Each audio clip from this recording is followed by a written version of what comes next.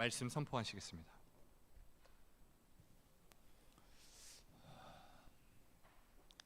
많이 제 마음이 떨렸거든요. 이제 우리 성혜림 권사님이 지휘자 새롭게 세워지고 처음 이제 지휘를 하는 데뷔하는 오늘 날입니다. 근데 다행히 코로나 때문에 몇 개월이 이렇게 지연됐거든요. 그래서 하나님이 더 기도하고 더 준비 있게 하시는구나 이렇게 생각을 했어요. 그래도 첫 번이 참 떨리고 그런 건데, 저는 오늘 새벽에 기도를 많이 했거든요. 저번 지휘 좀 첫 번 데뷔 때 잘 좀 하게 달라고. 네.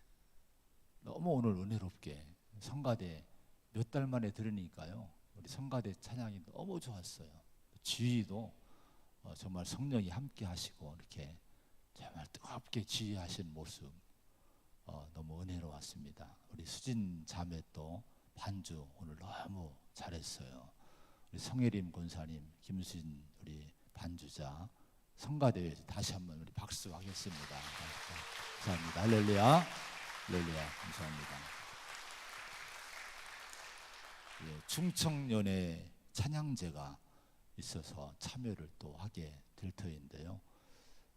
코로나 때문에 전에처럼 한 교회에서 모여서 못하고 이렇게 찬양한 것을 영상으로 보내서 찬양제를 합니다. 어쨌든 충청연애 찬양제 우리 교회가 나가게 출전하게 됩니다. 그래서 많이 기도해 주시고요. 또 성가대 힘든 때지만 준비를 좀 잘 하셔서 충청연에서 우리 소망교회 찬양 우리 성가가 정말 은혜로운 성가대다 소문 날 수 있도록 도와주시기 바랍니다. 자, 오늘 말씀은 전쟁의 기록이에요. 1절과 2절에 보면은 1절에 나오는 말씀은 신하랑과 엘라사랑 이렇게 해서 북방에 있는 북쪽에 있는 네 나라가 연합이 되고, 2절에 보면은 소돔왕을 중심으로 해서 5나라가 연합체를 이루어서 두 동맹을 이룬 두 세력들이 전쟁을 하는 내용입니다. 쉽게 이해를 하면은 고대 역사에 있었던 초창기의 중동 전쟁, 이 4,000년 전에 일어났던 중동 전쟁이라 할 수가 있습니다. 1절에 나오는 신할 왕, 또 엘람 뭐 이런 지명이 나오는데요.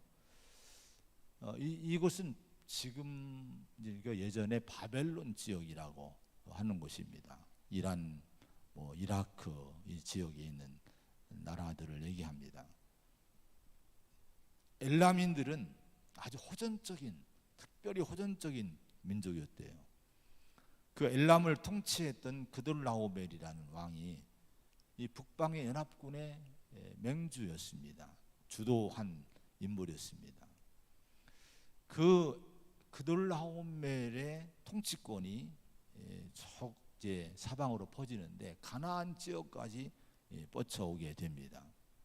그래서 그로 인해서 가나안 지역의 나라들이 모두 엘람 왕에게 해마다 조공을 바치는, 항복하고 그의 그늘 속에 들어가서 조공을 바치는 관계가 됐습니다.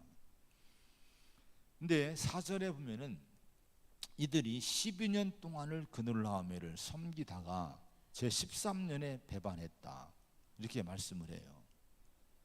그러니까 가나안 지역의 이 나라들이 12년 동안을 저 바벨론 지역에 있는 특히 엘람 왕 그돌라오멜을 섬기다가 배반을 하게 되는데, 섬기다가 이 말씀은, 이 단어는요 복종이란 단어입니다. 근데 복종이 그냥 보통의 복종이 아니라 우상을 섬길 때 사용한 단어예요. 신을 섬길 때 쓰는 단어를 씁니다. 즉 이 가나안 지역의 나라들이 작은 나라라고 하면은 오늘의 나라가 아니에요. 그냥 도시 국가들, 조그만 성읍들이 하나의 각 민족 또 아니면 도시가 나라를 이루었던 때입니다. 자, 이 지역 사람들이 북방의 이 바벨론 지역의 강력한 나라인 엘람에 대해서 신을 섬기듯이 두려움과 떨림으로 깍듯이 복종하고 섬겼다는 것을 말해줍니다. 그런데 그렇게 섬기던 이 가나안 지역, 소돔을 비롯한 가나안 지역 나라들이 반란을 일으켜요. 배반을 합니다. 자주권을 선포합니다. 조공을 더 이상 바치지를 않습니다.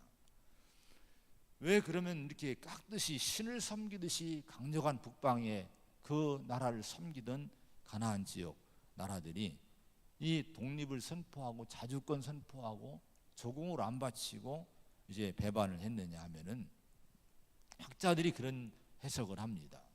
이 당시 가나안 지역에 불어닥친 흉년 때문에 너무 어려웠다는 거죠. 아브라함도 흉년 때문에 애굽으로 내려간 일이 있었지 않습니까?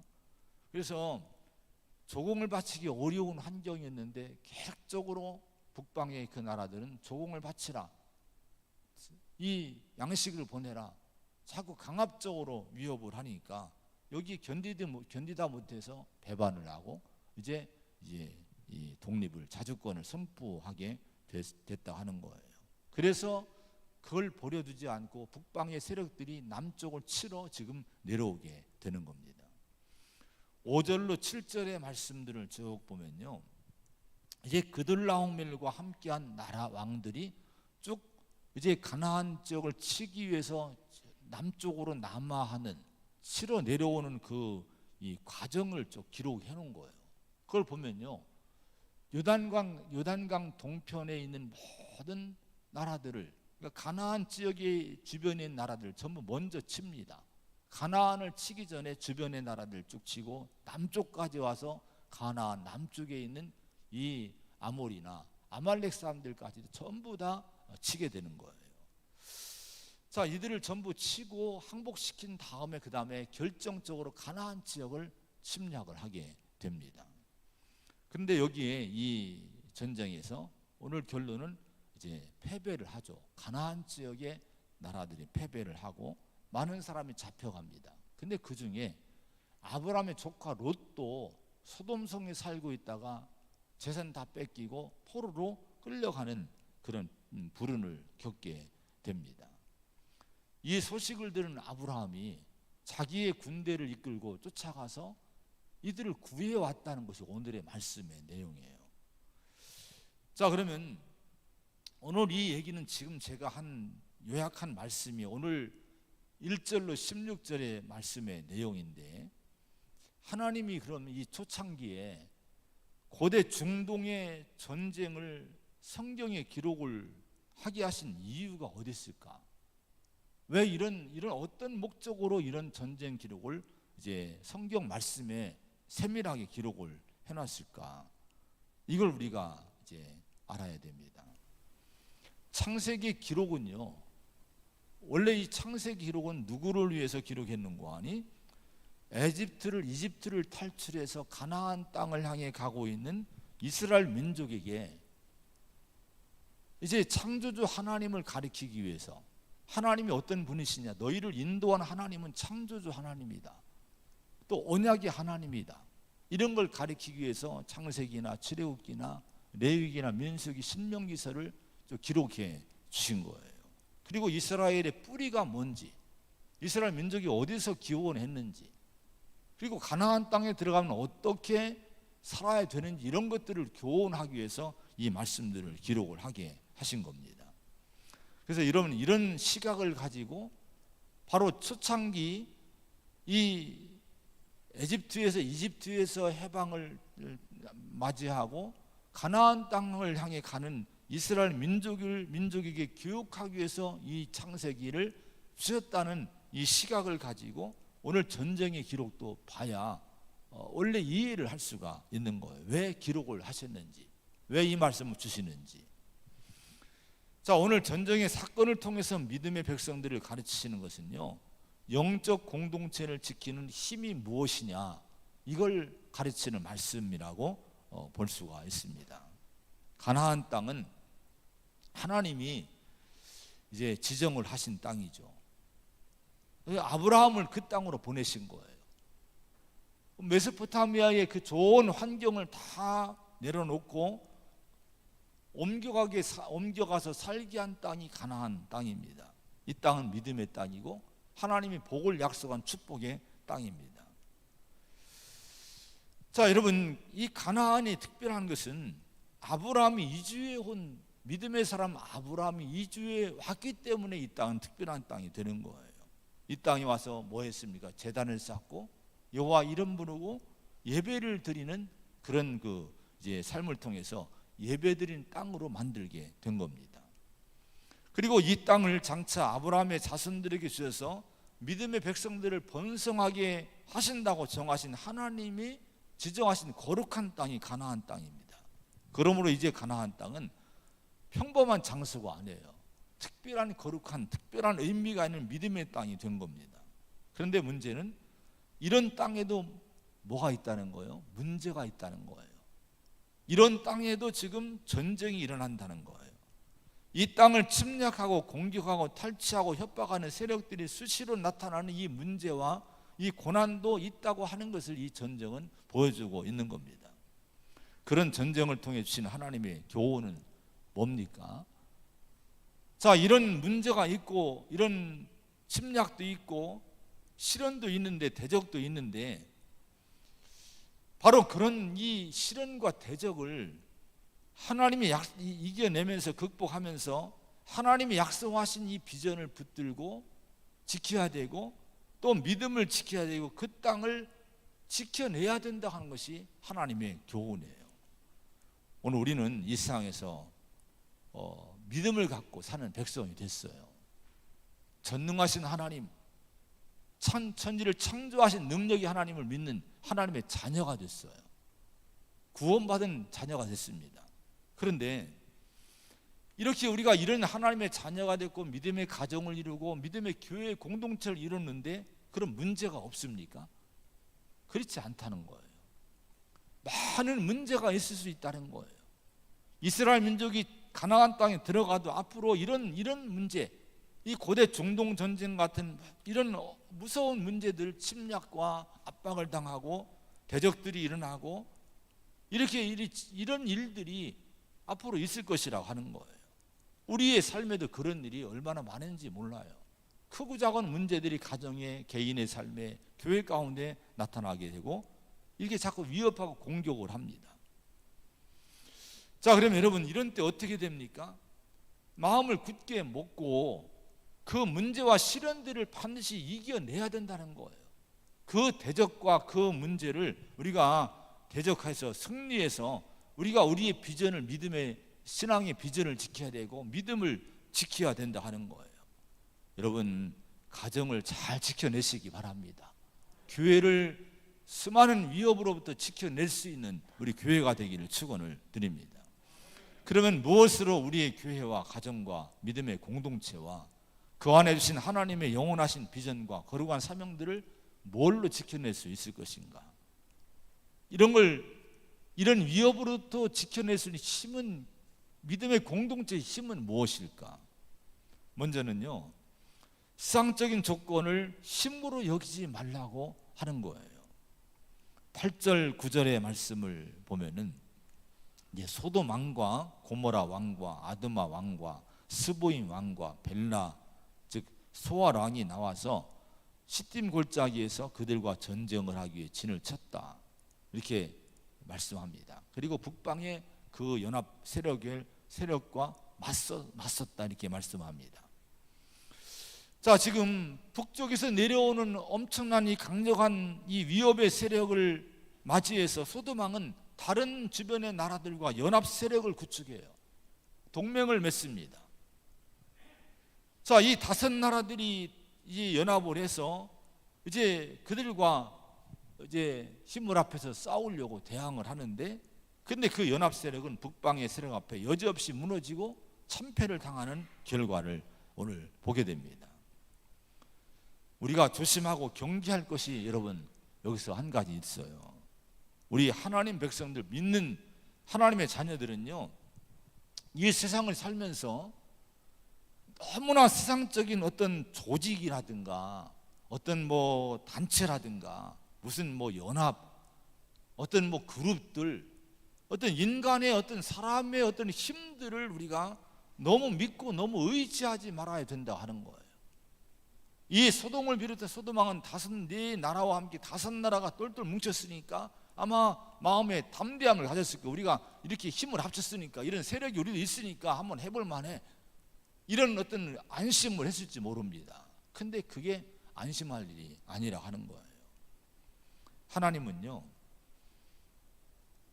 성경에 뭐를 말씀하고 있는 거 아니, 성도들이 그렇게 사는 걸 싫어하셔요. 심지어 그렇게 사는 것을 미워하시는 것을 이제 성경은 많이 말씀을 합니다. 이사야 31장 1절에 보니까요, 도움을 구하러 애굽으로 내려가는 자들은 화 있을진저 그들은 말을 의지하며 병거의 많음과 마병의 심히 강함을 의지하고 이스라엘의 거룩하신 이를 앙모하지 아니하며 여호와를 구하지 아니하나니 여호와께서 지혜로우신즉 재앙을 내리실 것이다, 이렇게 말씀했어요. 이 배경이 뭔고 하니, 바벨론에 의해서 유다가 어려움을 당합니다. 침략을 당합니다. 자, 그러면 이 어려움을 당할 때 하나님 백성이 마땅히 하나님 의지하고 하나님 앙모하고 하나님을 은혜를 구해야 될 터인데, 하나님을 제쳐놓고 당장 눈에 보이는 사람을 의지하는 거예요. 세력을 의지하는 거예요. 그리고 어디로 간 거니? 저 에집트, 남쪽에 있는 세력인 에집트를 향해서 사신을 보내고 이제 그들과 동맹을 맺으려고 하고 도와달라고 구걸을 하고 요청하고 이런 일을 했다는 거예요. 자, 이런 이 유다의 이런 모습들을 보고 하나님은 선지자를 통해서 아주 화를 선포합니다. 도움을 구하러 애굽으로 가는 자들은 화 있을진저 이 나라 화 있을 거라는 거예요. 하나님 의지하지 않고 자꾸 어떤 주변의 나라들과 동맹을 맺는 걸 가지고 힘을 삼으려고 할 때 니들 화가 있을 거야. 하나님이 저주를 선포하는 거예요. 하나님이 지혜로우시기 때문에 그런 거 다 아무리 동맹을 맺어봐라 재앙을 내릴 거다, 이렇게 말씀을 하십니다. 그러면서 만군의 여호와가 예루살렘을 보호할 것이라 그것을 호위하며 건지며 뛰어넘어 구원하리라. 이스라엘 자손들아 너희는 심히 거역하던 자에게로 돌아오라, 이렇게 말씀하세요.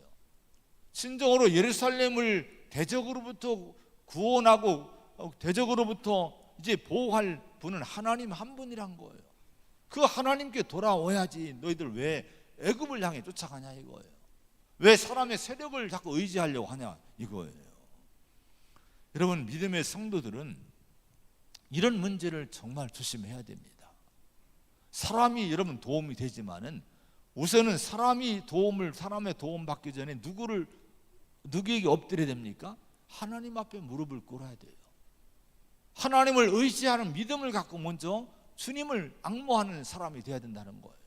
그러면 필요한 사람 붙여주고 필요한 세력을 붙여줄 터인데, 하나님은 바라보지 않고 당장 급하다고 사람을 향해 달려가고 조직을 향해 달려가고 이러면 하나님이 재앙을 내린다, 화를 내릴 거라고 이렇게 선포하십니다. 여러분, 인간의 조직이나 사람의 어떤 연합이나 세력들이 힘이 아니란 거예요. 영적 공동체는 그런 걸 의지하지 말라는 거예요. 또 한 가지 경계할 것은요, 성도는 세상에 유리한 환경이나 조건을 너무 의지하며 살아서는 안 된다 하는 거예요. 오늘 8절의 말씀 한번 같이 봉독을 해보겠습니다. 8절입니다. 시작.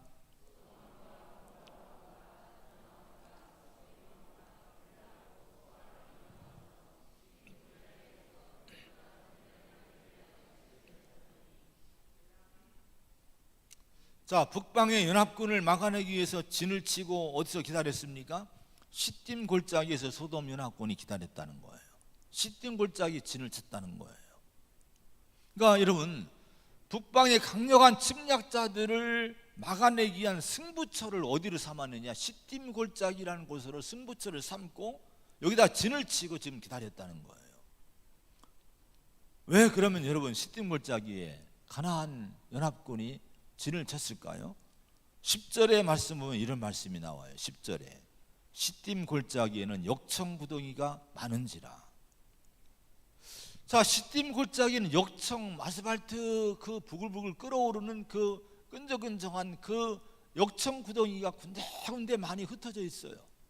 역청 구덩이가 조그만 구덩이가 아니에요. 엄청난 큰 이렇게 막 교회 이런 만한 이런 구덩이들이, 열목 같은 구덩이들이 부글부글 막 이런 것들이 군데군데 있는 거예요. 그러니까 이것이 지리적으로 이게 유리하게 생각을 한 거예요. 이런 걸 방패를 삼아서 여기에 진을 치고, 또 가나안 사람들은 이걸 지리적으로 알고 있으니까 여기 군데군데 진을 치고 대적을 맞이해 싸우면은 북방의 연합 세력들이 여기를 모르니까 아마 우리가 유리할 거야, 이런 마음으로 전략적으로 시딤 골짜기에 진을 쳤다고 하는 겁니다. 근데 결과는 어떻게 됐어요? 전쟁의 결말은요, 소돔 왕과 고모라 왕이 달아날 때에 그들이 거기 빠지고 그 나머지는 산으로 도망하며 오히려 패배하고, 소돔 사람 이 가나안 연합군들이 오히려 그 역청무덩이에 많이 빠져 죽는 그런 그 참패를 당하게 됐다 하는 거예요. 자신을 지켜줄 줄 알았던 이 시딤 골짜기의 유리한 환경과 조건이 오히려 그들이 패배하는 장소가 되고 말았다는 거예요. 이런 패배를 통해서 좋은 조건, 유리한 환경 속에 환경을 가졌음에도 불구하고 이런 패배를 여러분 경험하게 한 이 전쟁의 교훈이 여러분 뭡니까?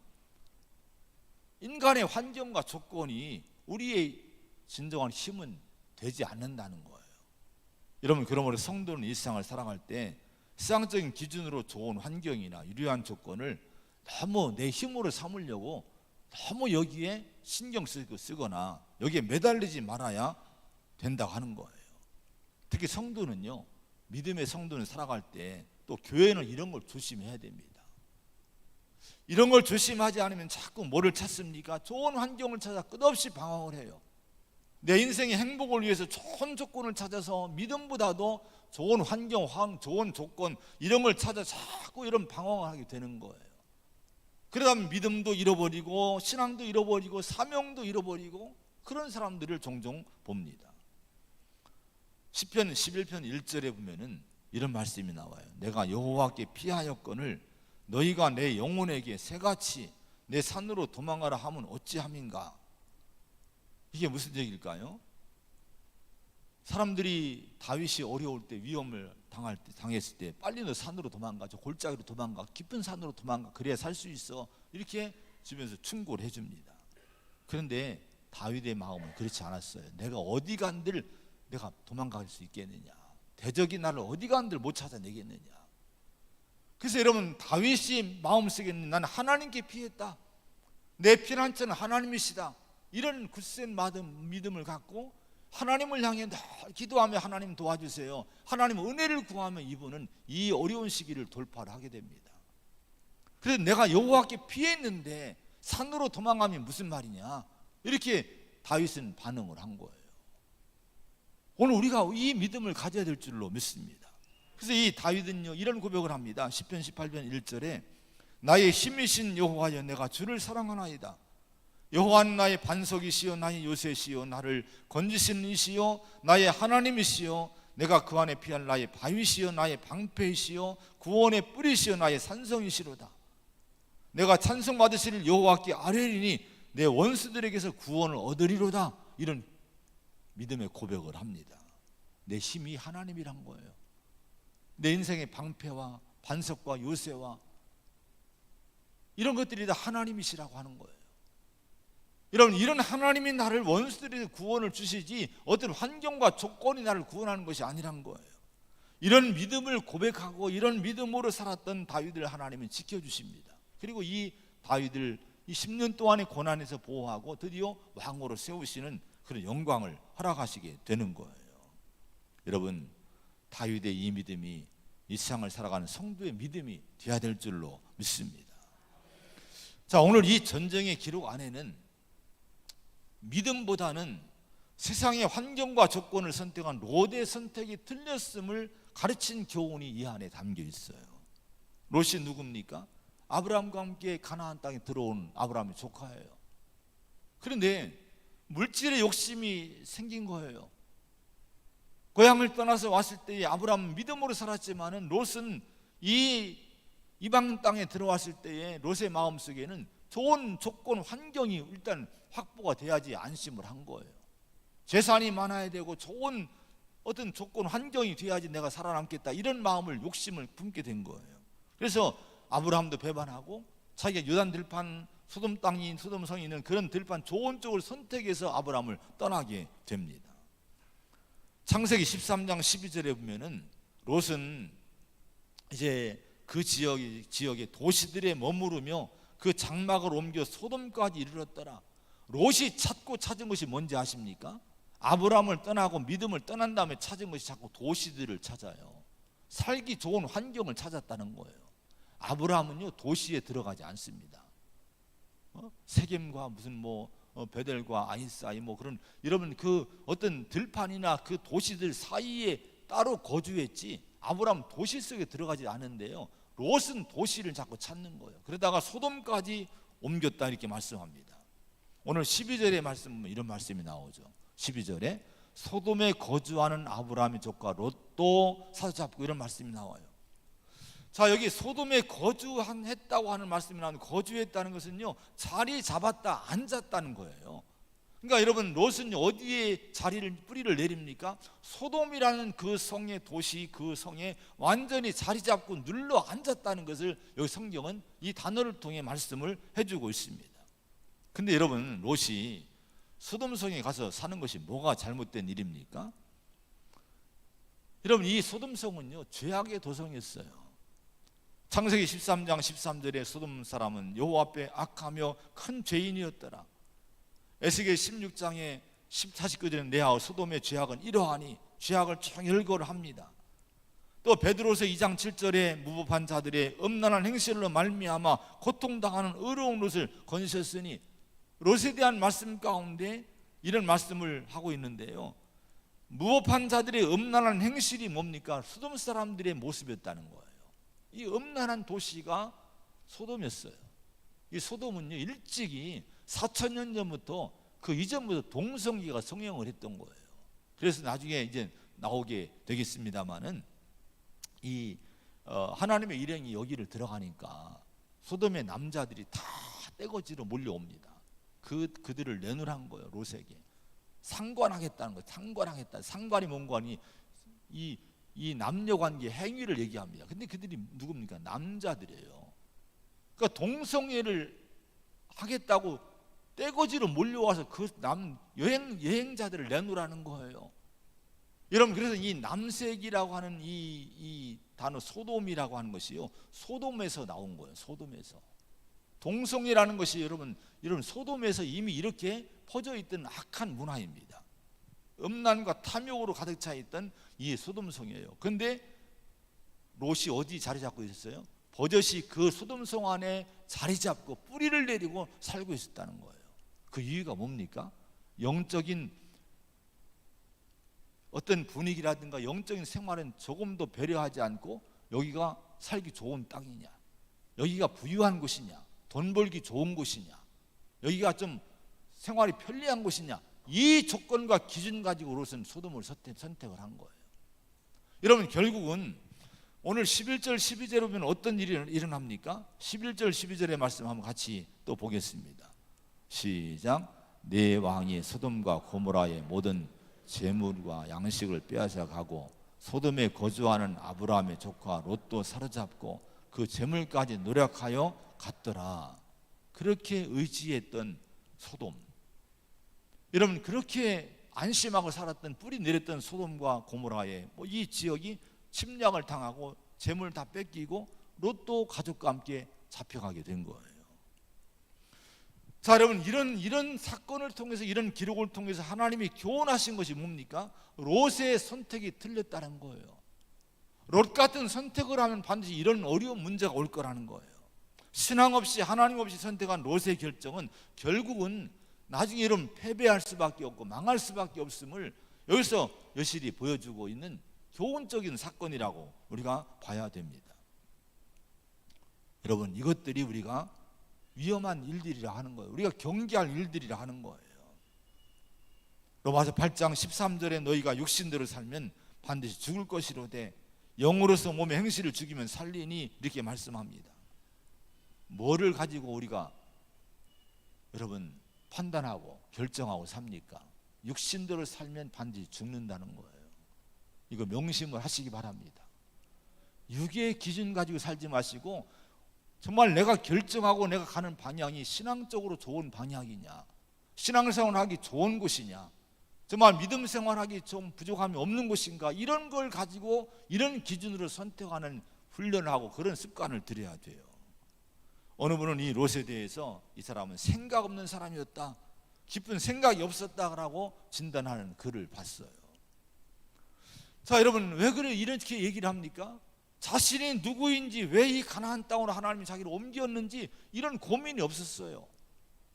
여러분 롯은 하나님의 사람이지 않습니까? 하나님이 아브라함을 통해서 사랑해서 이 가나안 땅으로 옮겨온 믿음의 사람이지 않습니까? 근데 왜 자기가 여기에 와 있는지, 왜 믿음 생활하는지, 왜 나를 구원하셨는지, 내가 왜 하나님의 자녀가 됐는지, 하나님 자녀는 어떻게 살아야 되는지 고민이 전혀 없이 그냥 육신의 눈에 보이는 대로만 인생을 살았다는 거예요. 이것이 우리의 모습일 수가 있다 하는 거예요. 여러분 고민하고 살아야 됩니다. 말하는 거, 생각하는 거, 내가 살아가는 거, 결정하는 거, 사업하든 공부하든 지나가든 직장을 잡든 뭐를 할지라도 여러분 고민을 해봐야 돼요. 어떤 고민입니까? 영적인 고민입니다. 믿음의 고민을 하고 살아야 된다 하는 거예요. 여러분 세상의 환경이나 유리한 조건이 우리의 힘이 아닙니다. 공동체의 힘, 영적인 공동체의 힘은 하나님의 힘이심을 믿고 하나님을 선택하고 살아갈 수 있는 성도가 되시기를 축원을 드립니다. 마지막으로 여러분 오늘 이 말씀에서 영적 공동체를 지키는 힘은 사랑이라는 것을 오늘 가르쳐 주셔요. 자, 13절에 보면 도망한 자가 와서 히브리 사람 아브라함에게 알렸다고 얘기합니다. 포로로 끌려가다 한 사람이 도망왔어요. 그리고 아브라함에게 그 사실을 알려줍니다. 당신의 조카 롯도 잡혀갔다는 거예요. 자, 이런 소식을 들은 아브라함이 어떻게 합니까? 14절에 아브라함이 그의 조카가 사로잡혔음을 듣고 집에서 길리고 훈련된 자 318명을 거느리고 단까지 쫓아가서 계속 이제 추격해서 그들과 싸워서 처부수고 이제 빼앗겼던 재물과 사람들을 다 찾아오고 롯도 다시 찾아오게 되는 거예요. 근데 여러분 아브라함의 입장에서 롯을 생각해 본다면 구해줄 만한 사람입니까? 이 롯은요 마저도 한참 마저도 싼 사람이 롯이었어요. 망해도 싼 사람이 롯입니다. 이 아브라함에게 상처를 주고 배반하고 좋은 거 다 선택하고 떠나간 사람이 롯이지 않습니까? 그런 롯이 무슨 뭐가 이뻤겠습니까? 여러분 우리가 살면서 과거에 나에게 상처 준 사람이 있죠? 그러면 여러분 지금 한번 그 사람 떠올려 보세요. 이쁩니까? 그 사람이 마음에 쏙 듭니까? 그런 마음이 많이 들 거예요. 언젠가 이놈 기회 오면 내가 가만 안 둘 거야. 기회 오면 버릇 좀 내가 고쳐줘야지. 저럼 내가 언제 혼 좀 내줘야지. 솔직하게 한번 이런 얘기, 이런 생각 몇 번 가져왔을 거예요. 상처를 내게 준 사람에게. 근데 아브라함을 보시기 바랍니다. 자신에게 상처를 주고 떠났던 롯이 전쟁 때문에 망하고 포로가 됐다는 소식이 들려왔어요. 얼마나 비웃을 좋은 기회가 되지 않겠습니까? 쾌재 부르고 자신의 상처를 어루만지면서 잘 됐다. 그놈 망해도 싸다. 나에게 그렇게 못된 짓 하더니 참 잘 됐다. 그래 그놈은 100번 망해도 싸. 아마 이렇게 자신을 다독이면서 위로받았을지도 모릅니다. 근데 이런 믿음의 사람 아브라함 그렇게 하지 않았다는 거예요. 지체하지 않고 자기의 가족들, 식구들, 가병들 데리고 쫓아갑니다.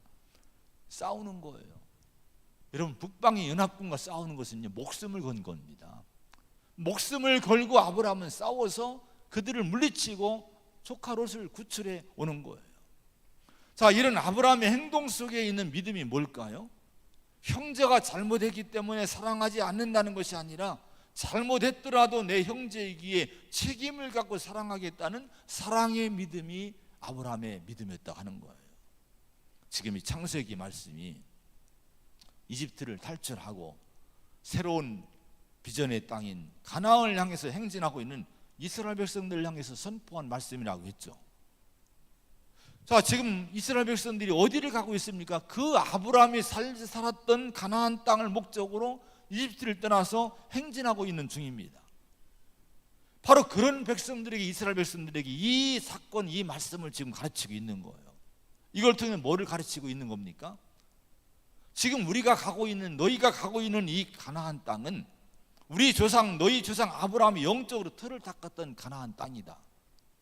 지금 우리가 찾아가고 있는 이 가나안 땅은 그 전에 옛날에 그렇게 아브라함이 형제를 용서하고 사랑하며 용납하고 살았던 땅이다.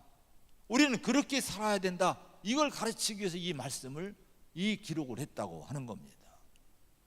여러분, 이 당시에 아브라함 시대나 출애굽 시대의 중동 지역의 사회적인 문화는 함무라비 법의 정신이 중심이던 때입니다.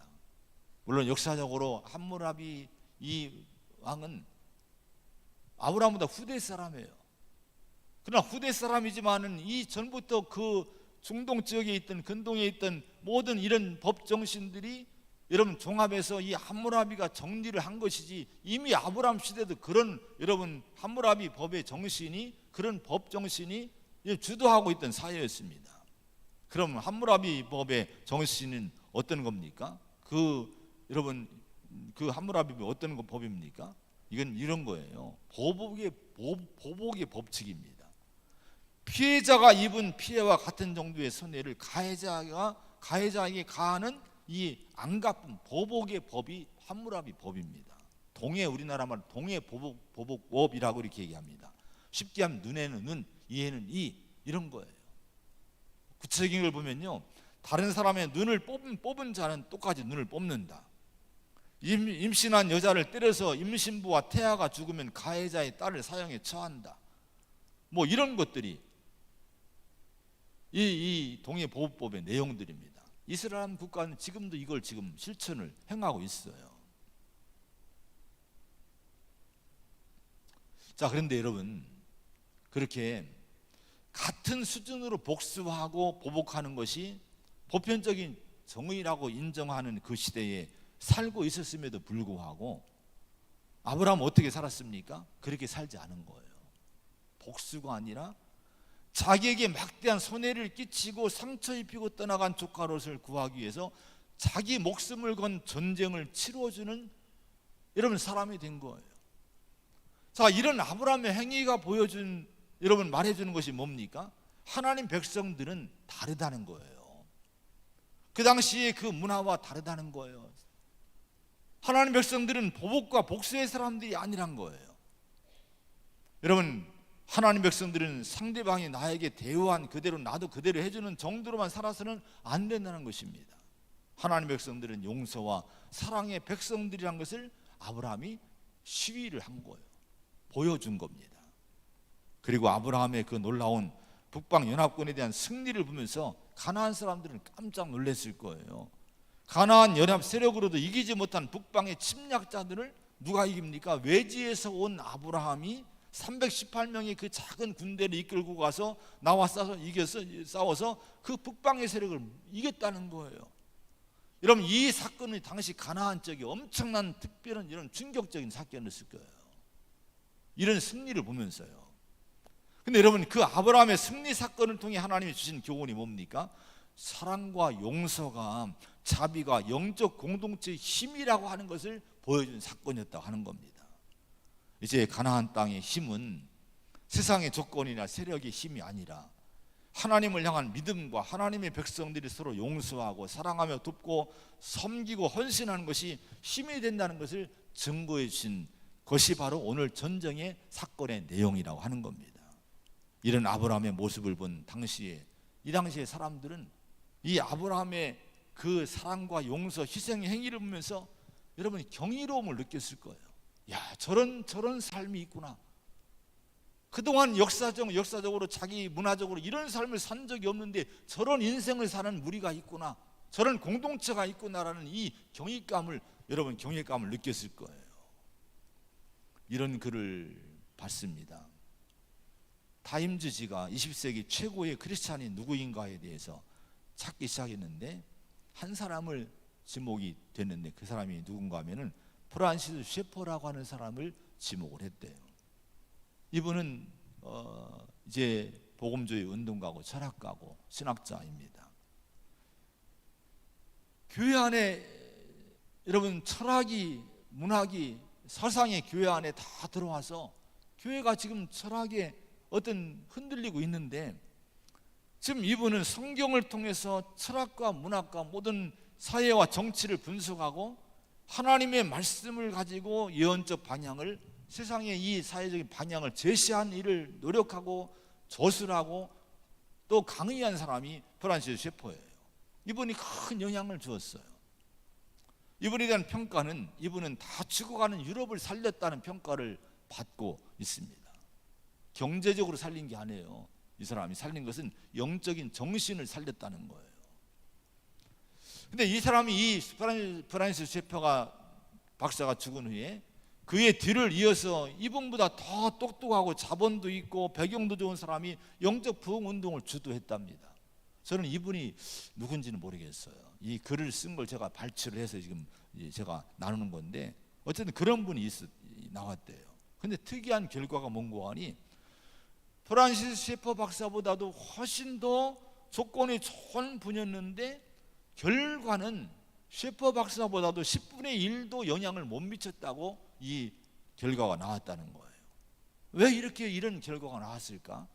D.A. 카슨이라는 박사가 연구를 하고 분석을 했는데 그 이유를 보니까 이런 이유더랍니다. 그게 뭐냐면, 이 셰퍼 박사의 이후에 나온 사람은 셰퍼 박사가 가지고 있던 눈물이 없었다. 이게 분석의 이 결과였어요. 그래서 이 사회를 변화시키는 것은 정의가, 날카로운 정의가 아니라 긍휼이 포함된 정의가 있어야 된다는 거예요. 날카로운 분석에 있는 정의가 아니라 눈물이 포함된 긍휼이 사람을 살리고 사회를 살린다, 이렇게 얘기를 합니다. 눈물이 포함된 긍휼이 뭡니까? 사랑을 얘기하는 거예요. 사랑. 여러분, 사랑이 저와 여러분을 살리고 교회를 살리고 가정을 살리고 더 나아가 이 사회와 인류를 구원함을 믿으시기 바랍니다. 너도 나도 여러분 서로 정죄하고 심판하고 이런 사회로 가서는 이 사회가 구원받지 못해요. 이게 반복됩니다. 반드시 어느 순간 어느 누군가가 눈물로, 정말 여러분 사랑으로 아브라함처럼 여러분 용서하고 돕고 받아주는 그런 사회가 돼야 돼요. 그런 가정이 되고 그런 교회가 되고 그런 이 사회가 돼야지 희망이 있어요. 아무리 정권이 바뀌어도 또 여러분 죽이고 이런 일이 있다 하면은 이 나라는 희망이 없는 거예요. 여러분, 가정의 힘, 교회의 힘은 사람이 힘이 아니고 돈이 힘이 아니고 환경이 아닙니다. 하나님을 향한 절대 믿음이 힘이고, 성도 서로 간에, 우리 가족들 서로 간에, 이 사회 구성원들 서로 간에 조건 없는 용서와 뜨거운 사랑이 강력한 힘이 됨을 믿으시기 바랍니다. 그 힘이 혼란한 세상에서 우리 가정을 지켜줄 거고 이 교회를 지켜줄 거예요. 이런 힘을 보유한, 이런 사랑의 힘을 가진 교회가 이 사회의 등불이 될 거고 등대가 될 거고 빛과 소금이 될 줄로 믿습니다. 우리 교회가, 우리 성도들이 그렇게 살아가시기를 축원을 드립니다. 기도하겠습니다. 하나님 아버지, 오늘 저희들에게 진정한 영적 공동체의 힘이 무엇인지 말씀해 주십니다. 영적 공동체의 힘은 조직이나 사람이 아니라, 좋은 유리한 환경이나 조건이 아니라 하나님이라고 분명히 성경은 말씀합니다. 아버지 하나님, 사람들처럼 살지 않게 하여 주옵소서. 정말 믿음으로 살고 천지를 지으신 창조주 하나님, 우리의 유일한 구원자이신 그분에게 내 인생을 맡기고 가정과 교회를 맡기고 이 나라를 맡길 수 있는 믿음을 꼭 붙들기를 원합니다. 애굽으로 도움을 구하러 내려가면 화 있을진저라고 선포합니다. 이 나라가 애굽을 찾지 않게 하여 주옵소서. 하나님을 찾는 나라가 되게 하여 주시옵소서. 아버지, 날카로운 정의가 선악을 날카롭게 구별하는 이 심판이 구원하는 것이 아니라 사랑과 용서가 구원하고 그것이 영적 공동체의 힘이라고 오늘 아브라함은 보여주십니다. 주님, 우리 가정들이, 우리 교회가 사랑이 넘치기 원합니다. 사랑을 힘으로 삼기를 원합니다. 이 나라도 이 사회도 정말 사랑의 사람들이 나타나기를 원합니다. 용서와 자비와 용납의 사람들이 나타나기 원합니다. 이럴 때 이 나라가 희망이 있고 이 나라가 아버지여 구원받을 줄로 믿습니다. 주여 도와주시옵소서. 한국교회가 우리 성도들이 그 역할을 감당하게 하여 주시옵소서. 예수님의 이름으로 간절히 기도하옵나이다. 아멘.